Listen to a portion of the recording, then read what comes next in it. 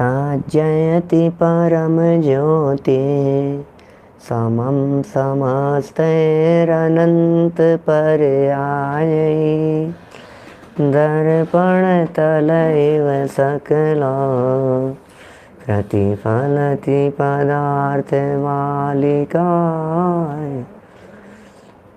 कर्मागमस्य बीजं निषेध जात्यन्त सिंधु विधानम सकल नय विलसितानां विरोध मथनं नमाम्यनेकान्तम्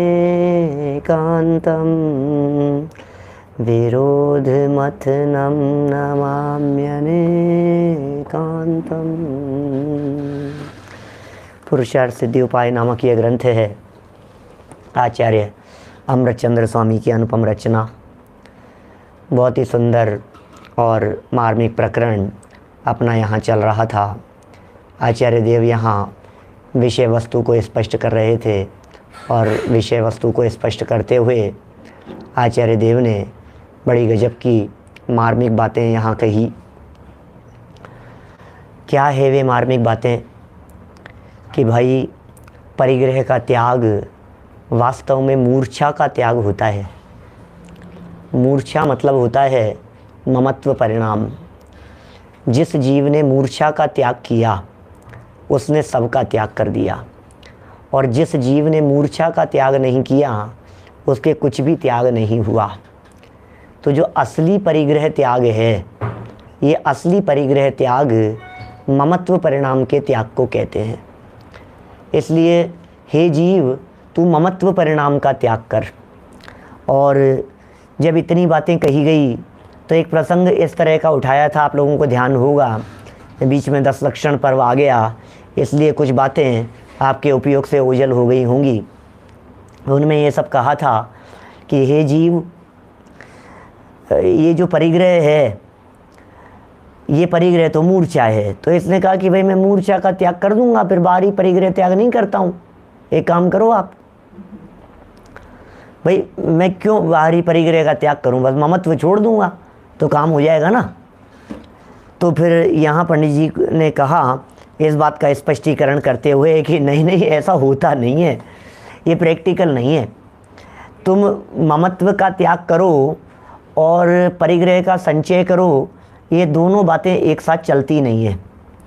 यदि परिग्रह का त्याग होगा तो नियम से संग्रह का भी त्याग होगा, माने मूर्छा का त्याग होगा तो संग्रह का भी त्याग होगा।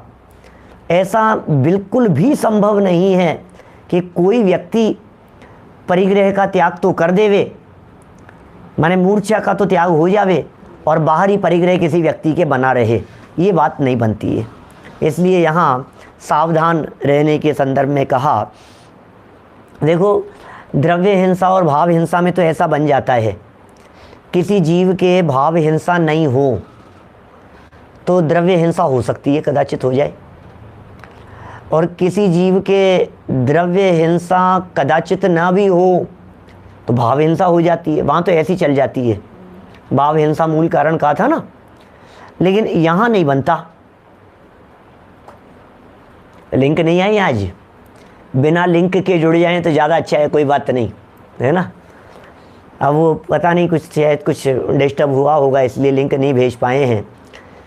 तो आप तो जो चैनल है ना, उस चैनल को सब्सक्राइब करके रखें तो नोटिफिकेशन आता है, आना चाहिए, कोई बात नहीं। देखिए ये सब पराधीनता के काम हैं सब, है ना।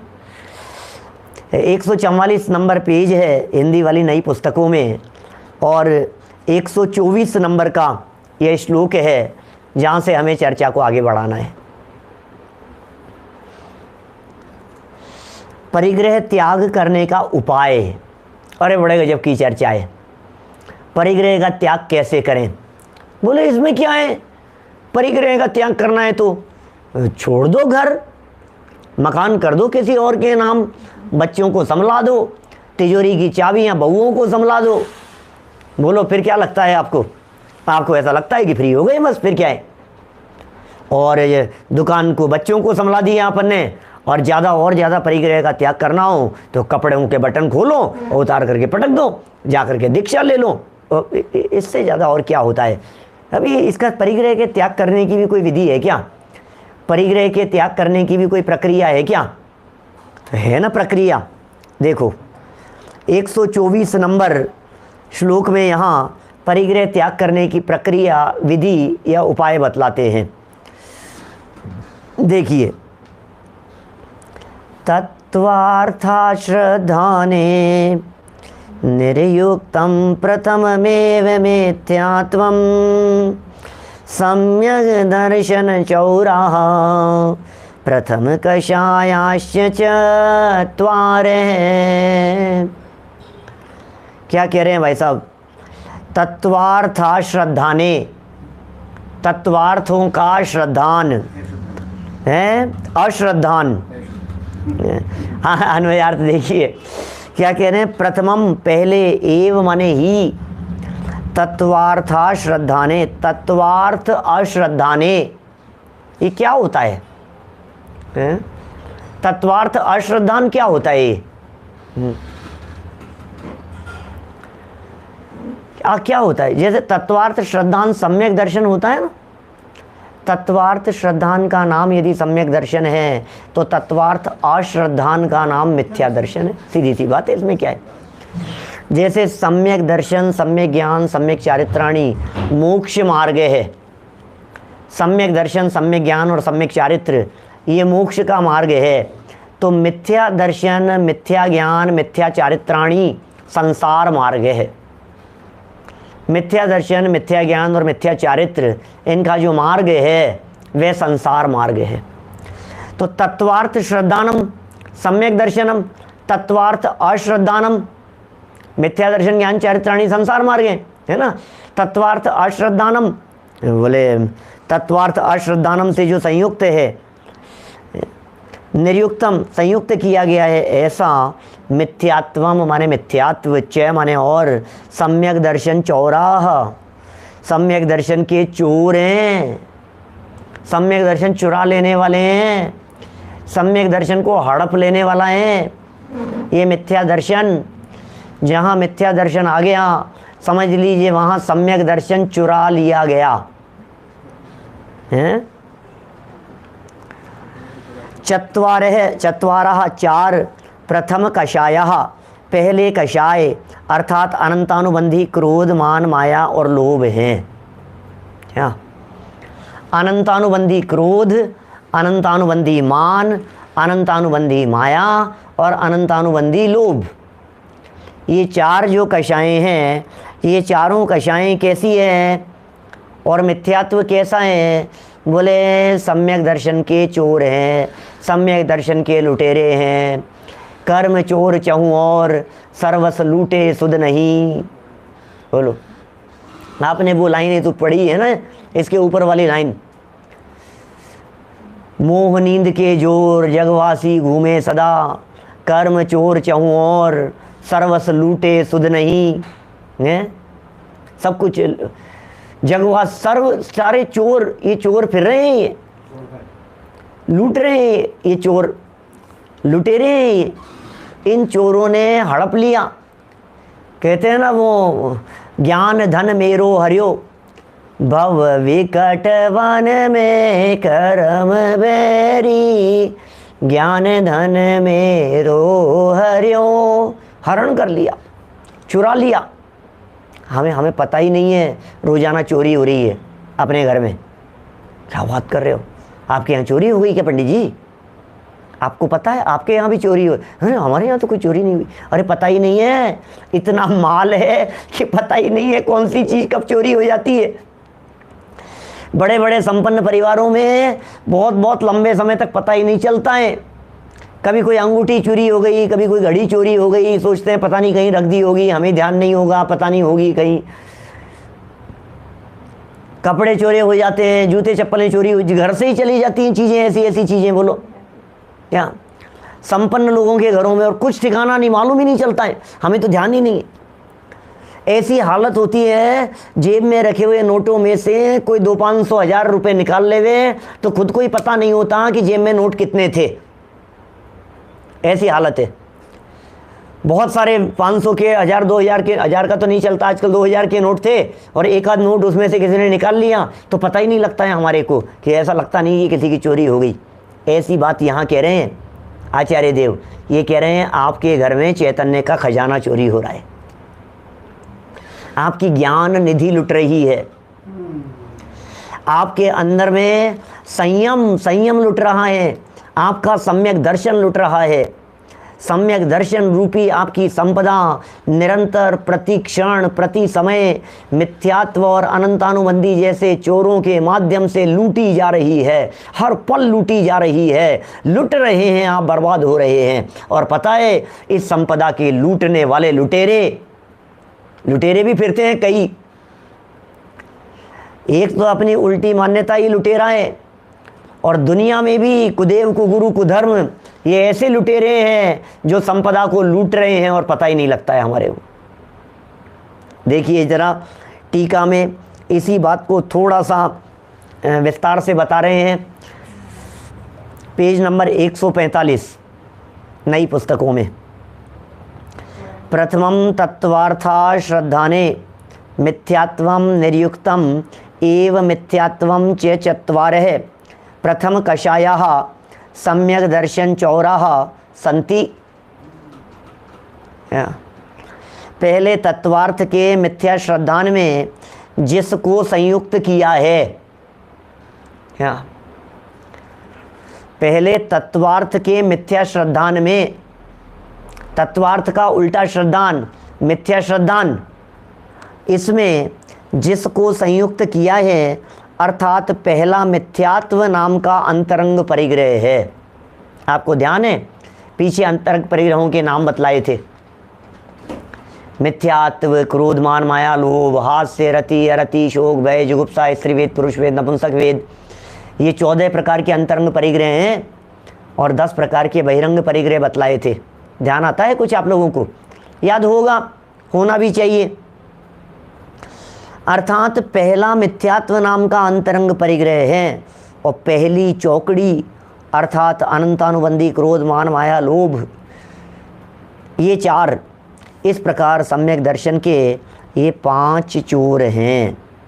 जब तक इनका नाश नहीं होता तब तक सम्यक दर्शन नहीं होता। क्या? जब तक इनका नाश नहीं होता, मिथ्यात्व का नाश नहीं होता, अनंतानुबंधी का नाश नहीं होता, तब तक क्या होगा? सम्यक दर्शन नहीं होता, मोक्ष मार्ग प्रकट नहीं होता। सरल है बातें, इसलिए आगे बढ़ता हूं। देखिए थोड़ा भावार्थ यहाँ यह बताया जा रहा है कि इन 14 प्रकार के अंतरंग परिग्रहों का त्याग किस रीति से किया जाता है। देखिए जब कभी परिग्रह त्याग की बात कहती है तो वहाँ परिग्रह त्याग की बात कहते ही सीधा ये प्रश्न खड़ा होता है हमारे दिमाग में कि साहब कौन कौन से परिग्रह हैं? तो नाम गिना दिए गए। नाम गिना दिए गए तो इसने देखा अच्छा हंसना भी परिग्रह है, अच्छा शोक भी परिग्रह है, ओहो भय भी परिग्रह है। अरे यार अब सीरियस बेटा कि क्या हो गया भाई साहब, क्या बात हो गई? हंसी का प्रसंग आया और हंसी के प्रसंग आने पे थोड़ी हंसी आने की स्थिति दिखती। हंसना परिग्रह, मैं परिग्रह रही तो अरे भाई तू हास्य से परिग्रह को छोड़ना चाह रहा है, पहले मिथ्यात्व परिग्रह को छोड़, पहले अनंतानुबंधी परिग्रह को छोड़। क्या मिथ्यात्व और अनंतानुबंधी नाम के परिग्रह पहले छूटते हैं? जिनके मिथ्यात्व और अनंतानुबंधी नाम के परिग्रह छूट चुके होते हैं उन जीवों के, मिथ्यात्व और अनंतानुबंधी नामक परिग्रह जिन जीवों के छूट चुके होते हैं उन जीवों के आगे चलकर फिर अप्रत्याख्यान छूटता है, फिर प्रत्याख्यान छूटता है, फिर संज्वलन में फिर हास्य आदि भी छूटते हैं धीरे धीरे। ये क्रम है।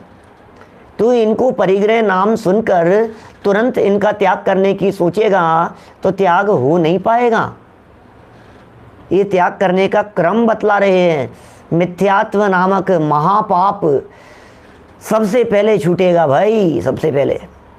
मिथ्यात्व नामक महापाप तो छूटा नहीं, और दूसरे पापों को छोड़ने के लिए तू विकल्प करे तो बहुत बड़ी गलतफहमी में है। देखिए क्या कह रहे हैं, जब तक इन 5 चीज़ों का नाश नहीं होता क्या,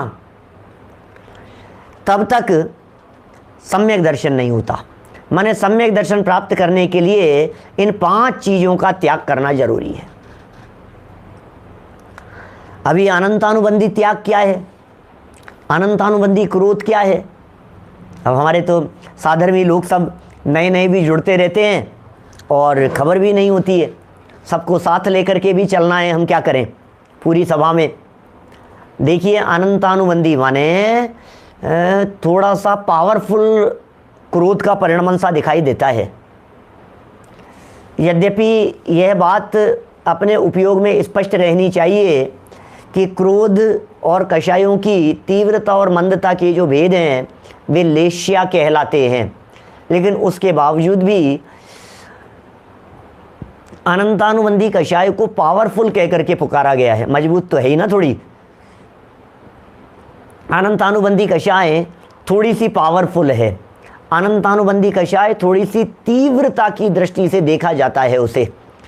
जितना जितना अभी वासना काल की दृष्टि से यदि मैं बात करूं, नीचे आइए थोड़ी चर्चा, माने जिसका वासना काल, जिस कषाय का वासना काल, वासना काल माने कषाय की कंटिन्यूटी, ऐसा समझिए धारा प्रवाह जो कषाय बनी रही उसका जो काल है वो मोर देन 6 मंथ होता है,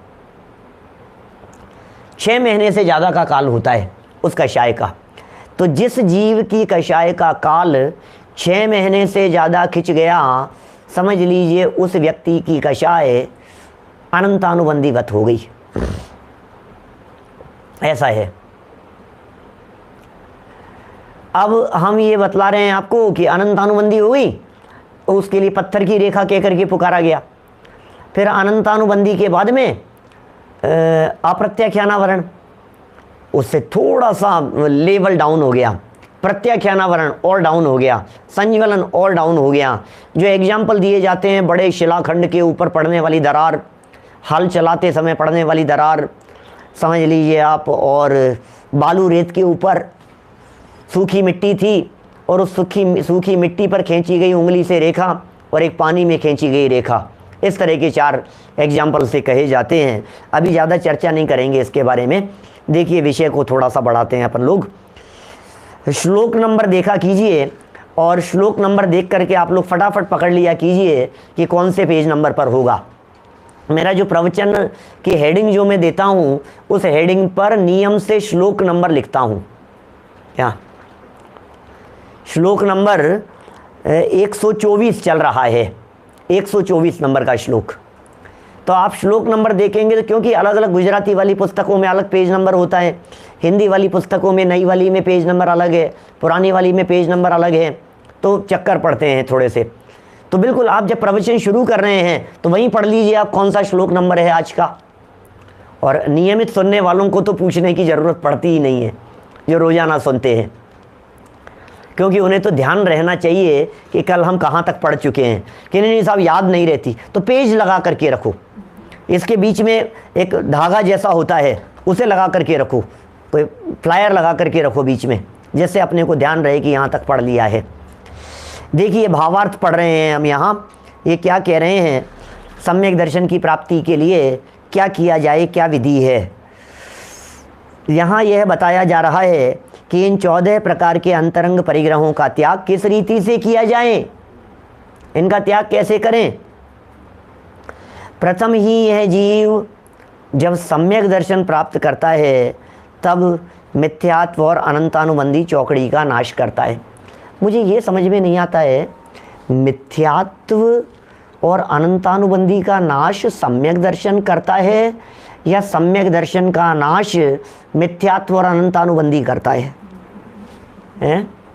कौन किसका नाश करता है? बोलो। नहीं, क्या है सच्चाई, क्या है? मिथ्यात्व का नाश सम्यक दर्शन ने किया या सम्यक दर्शन का नाश मिथ्यात्व ने किया? कौन पावरफुल है? बोलो, क्या लगता है? पता नहीं साहब, समझ में नहीं आ रही ये बात। दोनों ही बातें एक जैसी सी दिख रही है, परस्पर परस्पर लग रहा है हमारे को। ऐसा लग रहा है इससे उसका और उससे उसका नाश हो जाता है। भाई वस्तु स्थिति तो यह है कि सम्यक दर्शन उत्पन्न नहीं होना, इसका नाम ही है मिथ्यात्व का उदय होना।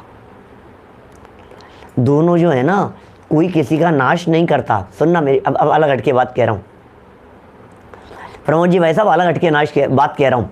सुनना, मेरी बात सुनो जरा मेरे एंगल से एक बार। वाइस वर्षा आप कह तो रहे हैं, लेकिन मिथ्यात्व ने सम्यक दर्शन का नाश किया या सम्यक दर्शन ने मिथ्यात्व का नाश किया, मेरा ये कहना है दोनों का एक दूसरे से आमना सामना ही नहीं हुआ। अब कौन किसका नाश करे? बोलो। मिथ्यात्व ने कभी सम्यक दर्शन को देखा नहीं, और आपने कहा सम्यक दर्शन ने मिथ्यात्व का नाश कर दिया, तो सम्यक दर्शन कहता है मैंने कभी मिथ्यात्व को देखा ही नहीं। बात समझ रहे हैं आप? जिस पर्याय में मिथ्या दर्शन है उस पर्याय में सम्यक दर्शन नहीं है, और जिस पर्याय में सम्यक दर्शन है उस पर्याय में मिथ्या दर्शन नहीं है। तो क्या है चक्कर? चक्कर ये है कि जब सम्यक दर्शन की पर्याय उत्पन्न होती है, जिस पर्याय में श्रद्धा गुण की जो पर्याय सम्यक दर्शन लेकर के उत्पन्न हुई, उस समय उस पर्याय में मिथ्या दर्शन उत्पन्न नहीं हुआ। जो श्रद्धा गुण की पर्याय मिथ्या दर्शन को साथ में लेकर के उत्पन्न हुई, उस पर्याय में सम्यक दर्शन उत्पन्न नहीं हुआ। ख्याल में आई क्या बात? तो किसने किसका नाश किया? ये दोनों ही व्यवहार है, कहना व्यवहार है, कथन मात्र है।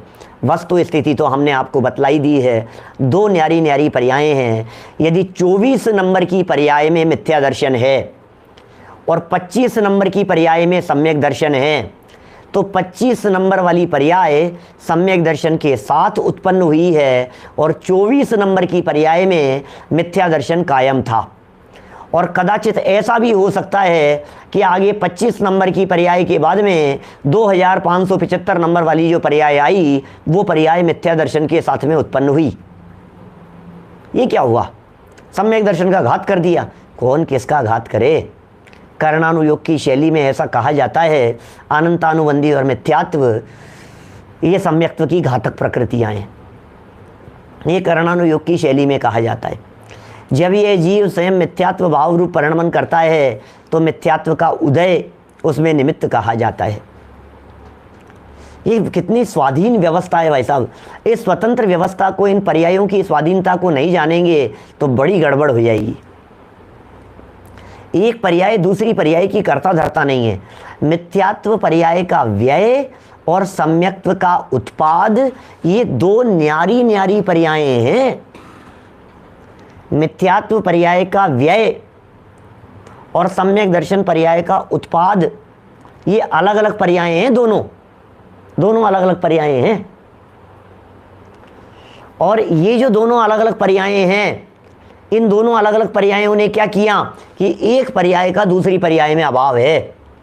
इस अभाव को अतद भाव कहा है हमारे यहाँ जनागम में, प्राग भाव कहा है जनागम में। प्राग भाव, एक पर्याय दूसरी पर्याय में नहीं रही। बोलो, अच्छा मैं आपसे पूछता हूं, आपकी जवानी आपके बचपन को खा गई, आपको क्या कहना है? बोलो। आपका बुढ़ापा ने आपकी जवानी नष्ट कर दी, क्या कहेंगे आप? आपके बुढ़ापे ने आपकी जवानी को मार डाला, क्या क्या जवाब होंगे? लगेगा यार कैसी नहीं, ऐसी कैसी बात कर रहे हो, उठपटांग ऐसे क्यों कह रहे हो आप? ऐसा ही तो है ना, और क्या है? ऐसा नहीं है क्या? ऐसा नहीं है। जब आपको ये नहीं लगता है कि आपकी युवा अवस्था ने बचपन को खा लिया या नष्ट कर दिया, या युवा अवस्था ने बचपन को मार दिया, ये आप महसूस नहीं करते हैं, तो फिर ये क्यों महसूस कर रहे हैं कि सम्यक दर्शन ने मिथ्यात्व को मार दिया? लेकिन बात ऐसी है, जब सम्यक दर्शन पर्याय होती है तब मिथ्यात्व नहीं होता। और फिर भी यहाँ आचार्य देव सम्यक दर्शन को चुराने वाला इनको कह रहे हैं। सम्यक दर्शन की चोरी कर ली मानो इन कर्मों ने। भावार्थ देखिए आप, क्या भावार्थी तो पढ़ रहे थे।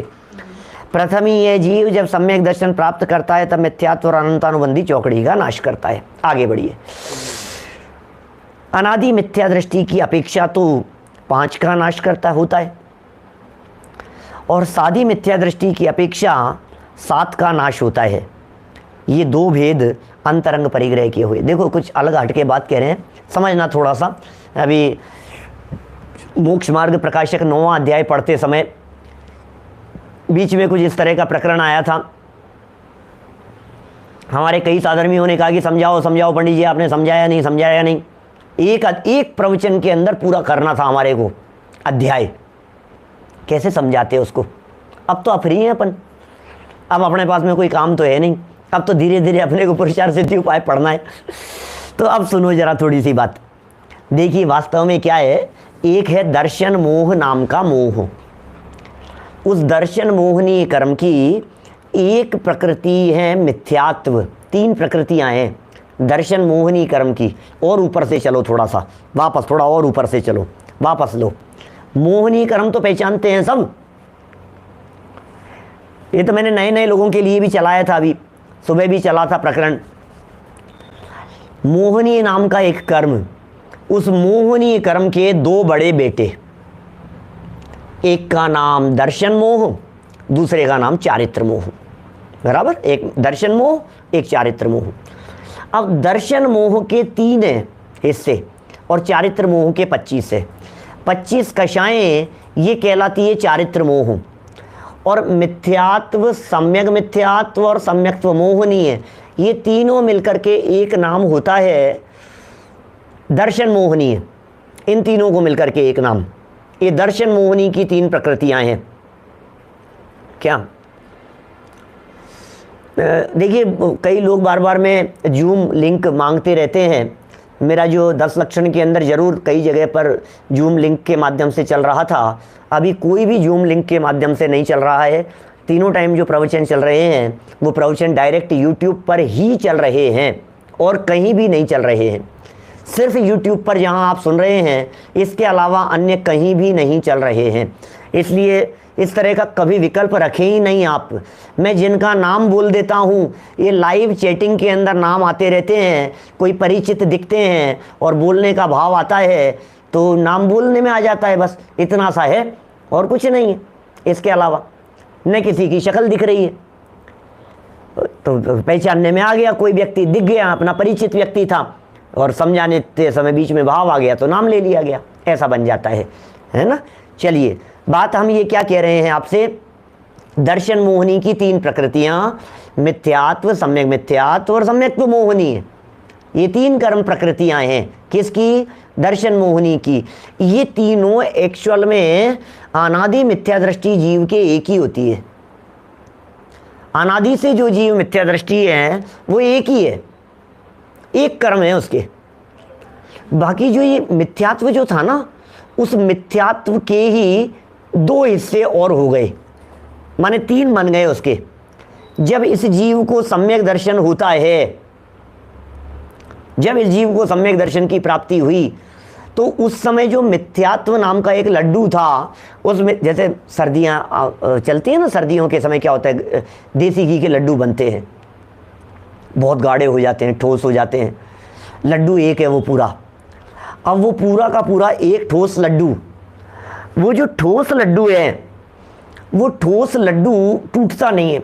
तो क्या करते हैं आप, अपनी हथेली से उस लड्डू के ऊपर थोड़ा सा जोर मारते हैं, हथेली के ऊपर। जब हथेली से उस लड्डू के ऊपर थोड़ा सा जोर मारा जाता है तो क्या होता है, यदि वो जोर थोड़ा कॉर्नर पर लगा, ऐसा मानिए अभी उदाहरण की दृष्टि से, तो उस लड्डू के 3 हिस्से हो गए मान लो। एक तो बड़ा पार्ट रह गया, एक छोटा सा, एक इतना सा, जैसे मान लीजिए 100 ग्राम का लड्डू था, ऐसा समझो। तो 100 ग्राम के लड्डू में से 10 ग्राम टूट करके एक तरफ रह गया, 90 ग्राम इधर है, 10 ग्राम टूट करके एक तरफ रह गया। 10 की जगह आप समझिए 9 ग्राम, और 1 ग्राम का एक टुकड़ा टूट करके अलग रह गया। ठीक है, एक 90 ग्राम का हो गया, एक 9 ग्राम का हो गया और एक 1 ग्राम का हो गया। तीनों मिले हुए थे तो पूरे का नाम था मिथ्यात्व एक लड्डू, अनादिकालीन अनादि मिथ्या दृष्टि जीव के। ठीक है, अब अनादि मिथ्या दृष्टि जीव के जो एक मिथ्यात्व था, ये मिथ्यात्व जैसे ही सम्यक दर्शन हुआ तो एक तो मिथ्यात्व गया और दूसरा अनंतानुबंधी क्रोध मान माया लोभ, 4 ये, तो 4 और 1 5, एक मिथ्यात्व का लड्डू और अनंतानुबंधी क्रोध मान माया लोभ 4 ये, तो ये 5 चीजें मिलकर के इनका नाश हुआ तो सम्यक दर्शन हो गया। ठीक है, अब सादी मिथ्या दृष्टि के क्या होता है, माने सम्यक दृष्टि जीव के, सम्यक दृष्टि ज्ञानी जीव के सम्यक दर्शन के काल में मिथ्यात्व के 3 टुकड़े हुए, औपशमिक सम्यक होते ही, और मैंने ये बतला दिया, एक 90 ग्राम का, एक 9 ग्राम का, एक 1 ग्राम का है। अभी वो जीव वापस मिथ्या दृष्टि हो गया, उसका सम्यक दर्शन छूट गया। अब सम्यक दर्शन के छूट जाने पर, जब सम्यक दर्शन छूट गया तब क्या हुआ, सम्यक दर्शन के छूट जाने पर, बोले इसके जो अंदर में सत्ता है, उस सत्ता में 3 टुकड़े ऐसे की ऐसे पड़े हुए हैं। क्या 3 टुकड़े ऐसे की ऐसे पड़े हुए हैं। अब वो जीव जब सम्यक दर्शन प्राप्त करेगा तो उसके 4 तो अनंतानुबंधी है, सादी मिथ्या दृष्टि हो गया है, वो सम्यक दर्शन छूटकर दोबारा मिथ्यात्व में आ गया, उस जीव का नाम है सादी मिथ्या दृष्टि। पहले सम्यक दृष्टि हो चुका है, दोबारा मिथ्यात्व में आया है, इसलिए उस जीव को सादी मिथ्या दृष्टि कहते हैं। और वो जो सादी मिथ्या दृष्टि है, वो सादी मिथ्या दृष्टि जीव के 4 तो अनंतानुबंधी और दर्शन मोहिनी की 3, ये 7 मौजूद है। क्या ये 7 मौजूद है उसके, और 7 मौजूद हुई तो अब ये जीव जब नष्ट करेगा तो 7 का नष्ट करेगा। सादी मतलब वो नहीं जिसकी शादी हो गई हो, सादी का मतलब वो है आदि सहित, से आदि स आदि मिथ्या दृष्टि, जिस मिथ्या दृष्टि जीव के मिथ्यात्व की शुरुआत है, वो जीव सादी मिथ्या दृष्टि जीव है। बोलो, वो सादी मिथ्या दृष्टि जीव है। तो उसके साथ कर्म प्रकृतियों का होगा चक्कर। अब क्यों हो जाता है मिथ्यात्व में, क्यों आ जाता है, क्या प्रॉब्लम हो जाती है, बतलाऊं थोड़ा सा खोल करके इसको। थोड़ा सा है, नीचे का प्रकरण तो पूरा कर देंगे, नया श्लोक कल चलाएंगे। अभी 12-15 मिनट है अपने पास में, 12 मिनट है अभी कम से कम, पूरे प्रकरण समझ लो आप। थोड़ा सा कर्णानुयोग का उपयोग की एकाग्रता से समझना, तो समझने की बातें समझ में आएगा। पहली बार सुनने वालों को भी समझ में आएगा, और पहली बार तो सुनना ही पड़ेगा। आप पहली बार नहीं सुनेंगे तो फिर कभी जिंदगी में समझ में नहीं आएगा। कौन समझाएगा ये प्रकरण, कौन समझाएंगे इन विषयों को। सुनो जरा, 3 टुकड़े हो गए थे, लड्डू था मिथ्यात्व का, सबके पास में मिथ्यात्व का लड्डू है पहले से। सम्यक दर्शन कर लिया इस जीव ने। कितनी थी भाई, कर्म कितने थे, एक मिथ्यात्व का लड्डू और 4 ये 5 थे इसके पास में। सम्यक दर्शन होते ही 5 के 5 दब गए, उपशम सम्यक्त्व हो गया। उपशम शब्द का अर्थ होता है दबना। ये इंटरनल प्रोसेस है, जीव को पता नहीं लगता है कब क्या हो रहा है। अंदर में अपने भाव निर्मल होते हैं, अंदर में अपने भाव विशुद्ध होते हैं, तो ये काम अपने आप प्रोसेस चलता रहता है। लेकिन कर्मों में क्या प्रक्रिया चल रही है, ये जो 5 कर्म है, इन 5 कर्मों के दब जाने का नाम, इन 5 कर्मों में से कुछ भी उदय नहीं आने का नाम औपशमिक सम्यक दर्शन है। क्या ख्याल में आ रही है बात? औपशमिक सम्यक दर्शन है। अब सुनो क्या हुआ, औपशमिक सम्यक दर्शन तो कह दिया हमने, सम्यक दर्शन की प्राप्ति हो गई है। अब सम्यक दर्शन की प्राप्ति हुई थी तो सत्ता में दबी हुई अवस्था में जब मिथ्यात्व और अनंतानुबंधी को दबाया गया, तो दबाते दबाते ही जब पूरी तरह से दब गई, तो दबने में ये 4 तो 4 रह गई और इधर 1 के 3 टुकड़े हो गए। थोड़ा ज्यादा प्रेशर से दबा दिया उसको, इन कर्म प्रकृतियों को, तो अंदर में 7 पड़ी है अभी। साथ पड़ी है, दबी हुई है, बेहोश पड़ी हुई है, लेकिन लेकिन लेकिन लेकिन इनमें से कभी कोई उदय में आ सकती है, क्योंकि ये बेहोश है अभी। इनमें से किसी का भी फल मिल सकता है। अब मैं यदि इस उदाहरण को, जो मैंने लड्डू का एग्जाम्पल दिया है, इसको मैं जहरीला लड्डू कह करके पुकारूं। एग्जाम्पल को थोड़ा सा समझने के लिए घुमा रहा हूं। उदाहरण तो अपनी फैक्ट्री के होते हैं ना। क्या देखो, अभी उस लड्डू को ऐसा कहो जहरीला लड्डू है, जहरीला लड्डू है।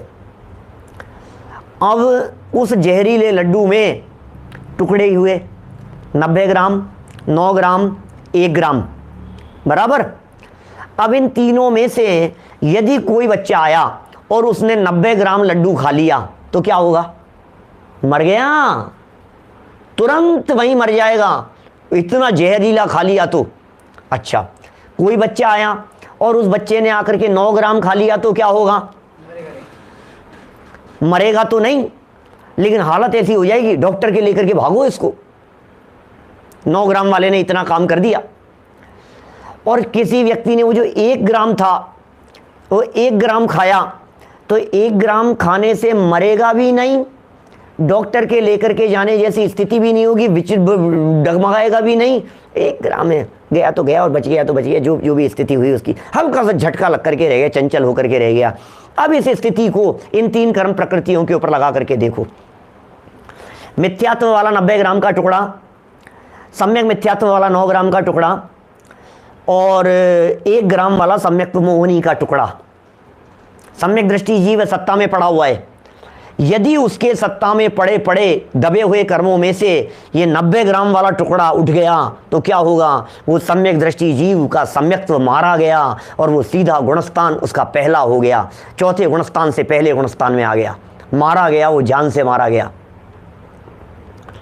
बीच वाला टुकड़ा 9 ग्राम वाला मरा तो नहीं क्या, लेकिन वहां से क्या हुआ? चौथे से गिरकर तीसरे गुणस्थान में आ गया। अब ये क्या हो सकता है? तीसरे गुणस्थान में आने पर डॉक्टर के भागे, संभल गया तो वापस चौथे में आ गया, और नहीं संभल पाया तो एक घास जो 9 ग्राम था ना, वो भी इसकी मौत का कारण बन गया, तो तीसरे में आकर के फिर पहले में आ गया, मर गया। बात कठिन लग रही पापा पिताजी साहब? है सरल बात है। मैंने इस उदाहरण को शायद एक बार पहले खोला था, मैंने जब पहली बार जब दिमाग में आया था तब आप लोगों को ध्यान नहीं आ रहा होगा। मुझे ध्यान है, इसलिए क्या मुझे मालूम है, मैं तो प्रकरण तक बतला सकता हूं मैंने कब कौन सी बात कही थी, मुझे ध्यान है। मोक्ष मार्ग प्रकाशक पर पहले प्रवचन करते समय, और जब ये प्रकरण चला था 9वें अध्याय वाला प्रकरण जो अभी समझा रहा हूं, मुझे ध्यान है उस समय एकदम दिमाग में तत्काल उदाहरण पनपता गया, और वो यहाँ मैंने आज आपके सामने वापस अप्लाई कर दिया। जिंदगी में दूसरी बार ही सुना रहा हूँ, पहली बार जब पैदा हुआ था तब, और दूसरी बार अब। सुनो, मैं पैदा हुआ तब नहीं, मिथ्यात्व पैदा हुआ, वो उदाहरण पैदा हुआ था तब। देखो क्या हो गया, ये मिथ्यात्व गया, मिथ्यात्व पैदा हो खड़ा हो गया वहाँ 3 टुकड़ों में से, तो पहले गुणस्थान में क्या जाएगा बेचारा? क्या होगा? एकदम झटका लग गया, पूरा ही मर गया।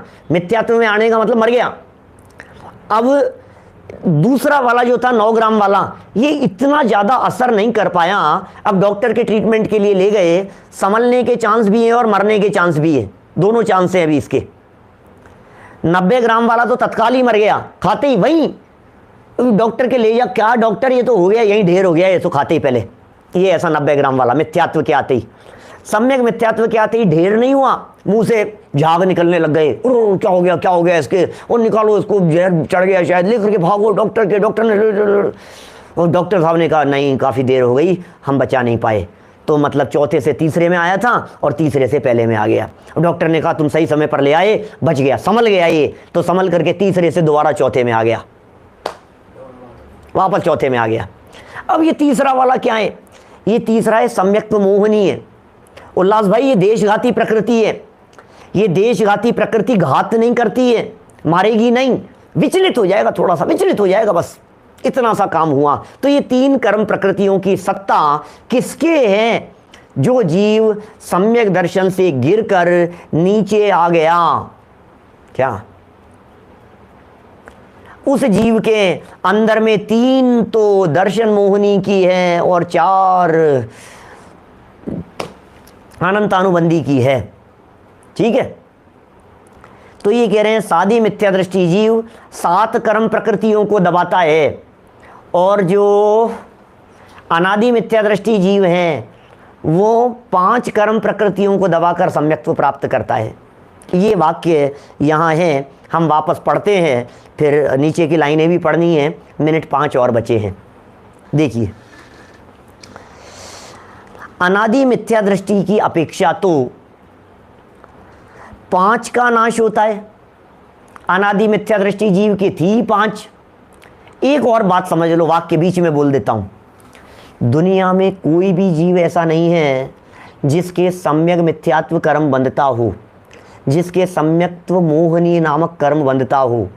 ये दोनों प्रकृतियां दर्शन मोहनी की 3 कर्म प्रकृतियों में से, दर्शन मोहनी के 3 टुकड़ों में से 2 कर्म कभी भी किसी भी जीव के बंधते नहीं हैं और उदय में आते हैं। गजब हो गया, बंधेगा नहीं कर्म और फल मिलेगा कि हाँ जी, क्योंकि बंधा तो था मिथ्यात्व का लड्डू। बोलो, जैसे हम कहें 1 ग्राम लड्डू का दाना कौन बनाता है भैया? घर में बनाया कभी किसी ने 1 ग्राम लड्डू का दाना? 9 ग्राम लड्डू का दाना कौन बनाता है हिस्सा? नहीं। तो फिर क्या करते हैं, जब भी लड्डू बनता है तो 100 ग्राम का बनता है, 50 ग्राम का, जो भी एक आपकी साइज होती है लड्डू की, एक प्योर फुल साइज, उसका लड्डू बनता है। और लड्डू जब पूरा बनता है, लेकिन जब फल मिलता है तो फल मिलते समय 1 के 3 भी हो जाते हैं, टुकड़े हो जाते हैं, तो फिर वो टुकड़े फल देने लगते हैं। ऐसा तो सम्यक मिथ्यात्व और सम्यक्त्व मोहनी कर्म प्रकृतियां बंधन योग्य प्रकृतियां नहीं है, उदय में आती है। कर्मों की 148 प्रकृतियों में से 120 प्रकृतियां ही ऐसी है जो बंधती है, और 28 कर्म प्रकृतियां ऐसी है जिनका फल मिलता है, लेकिन वे कर्म प्रकृतियां कभी भी बंधती नहीं है। बिना बंधे हुए भी कर्म फल दे देते हैं, क्योंकि वो कन्वर्ट हो जाते हैं दूसरे में। क्या बगड़ा जी साहब नैरोबी से बोलो। तो ये बड़ी स्थिति है, विचित्र स्थिति है। ये कर्म बंधा नहीं और फल मिल गया कि हाँ जी ऐसा हो जाता है। देखो, अनादि मिथ्या दृष्टि की अपेक्षा तो 5 का नाश होता है, और सादी मिथ्या दृष्टि की अपेक्षा 7 का नाश होता है। ये 2 भेद अंतरंग परिग्रह के हुए। तात्पर्य क्या कह रहे हैं? तात्पर्य यह है कि पहले ही यह जीव मिथ्यात्व नामक परिग्रह का त्याग करता है। सबसे पहले मिथ्यात्व नामक परिग्रह का त्याग होगा। त्याग करो पहले मिथ्यात्व का, वो महापाप है, वो जहरीला लड्डू बैठा हुआ है अंदर में। तत्वार्थ का श्रद्धान न होना ही मिथ्यात्व है। तत्वार्थ का श्रद्धान नहीं हुआ, इसका नाम मिथ्यात्व है। पश्चात अनंतानुबंधी क्रोध, मान, माया, लोभ, ठीक है, को भी उसी तत्वार्थ के श्रद्धान के साथ विदा कर देता है। माने जिस समय मिथ्यात्व का विदाई समारोह चल रहा था, उसी समय अनंतानुबंधी अप्रत्याख्यान, प्रत्याख्यान, संज्वलन का भी विदाई चल रही थी। क्योंकि ये चारों सम्यक्त्व के चोर हैं। 5 हो गए, 1 मिथ्यात्व और 4 ये पांचों सम्यक्त्व के चोर हैं। इनकी उपस्थिति में सम्यक दर्शन नहीं रह सकता, इनकी उपस्थिति में। इसीलिए अनंत संसार का कारण जानकर इनका नाम अनंतानुबंधी रखा है। क्या? अनंत संसार का कारण जानकर इनका नाम अनंतानुबंधी रखा है। इनकी वासना भी संख्यात, असंख्यात तथा अनंत काल तक रहती है। किसकी? मिथ्यात्व की भी और अनंतानुबंधी की भी। यद्यपि मिथ्यात्व की वासना काल के संदर्भ में चर्चा नहीं आई है, 70 कोड़ा कोड़ी सागर का उत्कृष्ट बंध कहा है। अनंतानुबंधी अप्रत्याख्यानादिक का, अनंतानुबंधी क्रोध, मान, माया, लोभ का, इनका 40 कोड़ा कोड़ी सागर का उत्कृष्ट काल कहा है। लेकिन तो भी अनंतानुबंधी का स्पेशल वासना काल 6 महीने बतलाया है। तो ये अनंतानुबंधी का है, ये स्पेशल वासना काल। तो इतने काल तक इनकी वासना बनी रहती है। अभी प्रकरण खत्म नहीं किया इन्होंने, अभी तो ये बतलाया है, सबसे पहले मिथ्यात्व गया और मिथ्यात्व अपने साथ साथ में अनंतानुबंधी, अप्रत्याख्यान, प्रत्याख्यान और संज्वलन को भी साथ में चलता बना। क्या? अनंतानुबंधी क्रोध मान माया लोभ को, ठीक है ना, मैंने क्या बोला, यही बोला होगा शायद, निकल गया वाक्य। अनंतानुबंधी क्रोध मान माया लोभ को मिथ्यात्व साथ में ले गया।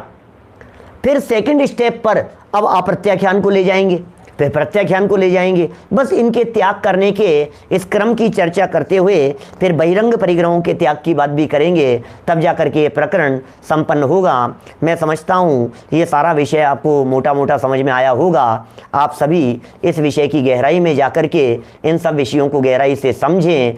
समझने योग्य विषय हैं, उपयोग निर्मल होता है, चित्त अपना लगा रहता है, चित्त की तन्मयता रहती है, एकाग्रता रहती है। तो ऐसी एकाग्रता रहने में जब हमारा उपयोग इधर उधर भटकता नहीं है तो विशिष्ट जाति की पुण्य प्रकृतियों का संचय होता है।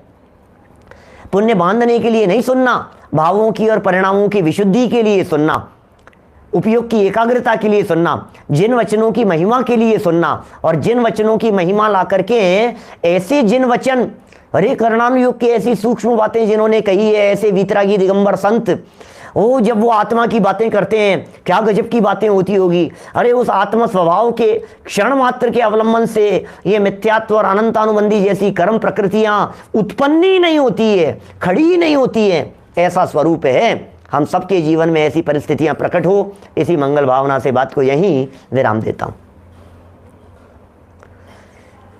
निज निधि निज में बताई, यह अनंत उपकार है, उसके लिए जिन वाणी माँ को वंदना शत बार है, वंदना शत बार है। दोपहर की सभा में क्षत्र चूड़ामणि ग्रंथ चल रहा है। बहुत सारे नए लोगों को लगता होगा क्षत्र चूड़ामणि क्या चीज़ है।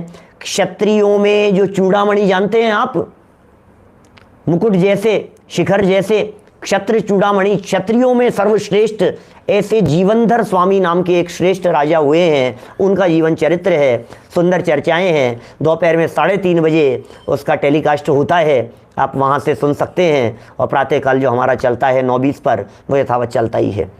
9 बार नमोकार मंत्र, नमो हरिहंताणम, नमो सिद्धाणम, नमो